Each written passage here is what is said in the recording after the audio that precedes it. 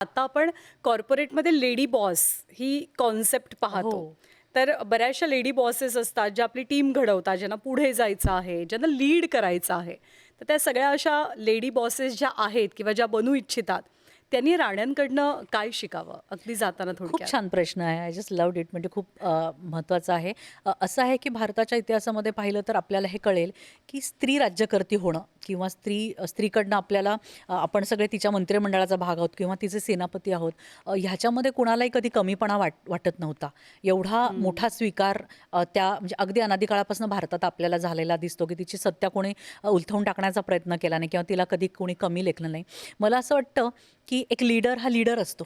म्हणजे जे आम्हाला आर्मीत शिकवतात की तुम्ही एक अधिकारी आहात आधी सगळ्यात पहिले आणि नंतर तुम्ही स्त्री अधिकारी आहात किंवा जे कोण आहात. आधी तुम्ही एक एक सैनिक आहात, एक अधिकारी आहात आणि मग एक स्त्री आहात. तर हे जे सैनिक असणं आमच्यामध्ये भिनवलं जातं, तसंच प्रत्येक कुठल्याही क्षेत्रात काम करणाऱ्या स्त्रीने हे लक्षात घेतलं पाहिजे की लीडर हा लीडर असतो.